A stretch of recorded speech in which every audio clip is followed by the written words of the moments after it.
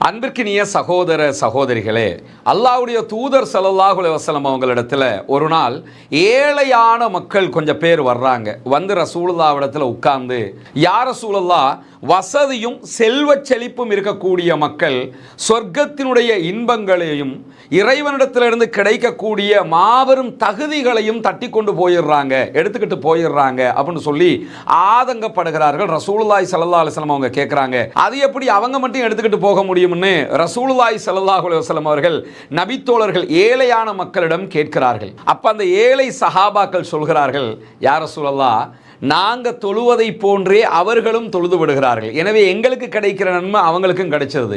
நாங்க யுத்தத்தில் வந்து சண்டையிடுகிறோம், எதிரிகளோடு போராடுகிறோம், நாட்டை பாதுகாப்பதற்காக ஜிஹாது செய்வதற்கு வருகிறோம், அதே போன்று அவர்களும் செய்து விடுகிறார்கள், அவர்களுக்கும் அதே நன்மை கிடைத்து விடுகிறது. இதை தாண்டி அவர்களிடம் இருக்கக்கூடிய சொத்துக்கள் செல்வங்களை கொண்டு நிறைய தான தர்மம் பண்ணிடுறாங்க, எங்ககிட்ட சொத்து செல்வம் எல்லாம் கிடையாது, எனவே நாங்க எப்படி தான தர்மம் பண்றது?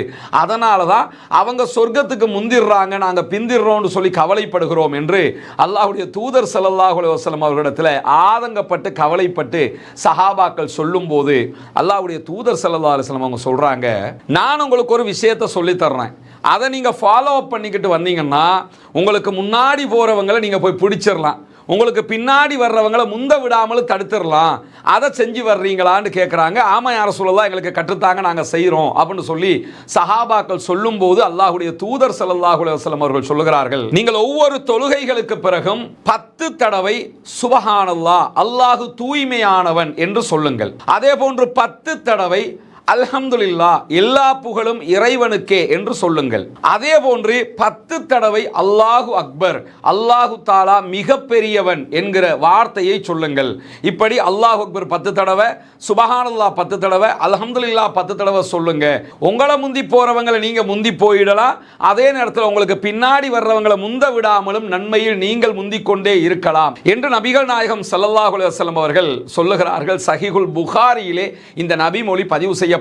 ஆனால் பின்னாட்களில் இதே நபித்தோழர்கள் நபிகள் நாயகத்தில் வருவார்கள், யா ரசூலல்லாஹ், அதையும் அவங்க பண்ண ஆரம்பிச்சிட்டாங்க, அவங்க அதுலேயும் நன்மையை கொள்ளையடிக்க ஆரம்பித்து விட்டார்கள் அல்லாஹ்வுடைய தூதரே என்று வந்து சொல்லுவார்கள்.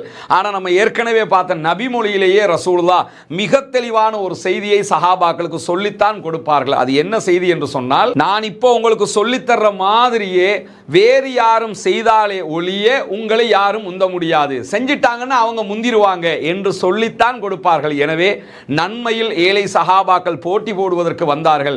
அதற்கு ரசூலுல்லாஹ் வழிமுறைகளை சொல்லிக் கொடுக்கிறார்கள். அது ஏழைகள் மாத்திரம் சொல்ல வேண்டிய பிரார்த்தனை கிடையாது, அனைவரும் சொல்ல முடியுமான பிரார்த்தனை, சொல்ல வேண்டிய பிரார்த்தனை என்பதையும் அல்லாஹ்வுடைய தூதர் ஸல்லல்லாஹு அலைஹி வஸல்லம் அவர்கள் அற்புதமாக கற்றுத் தந்திருக்கிறார்கள்.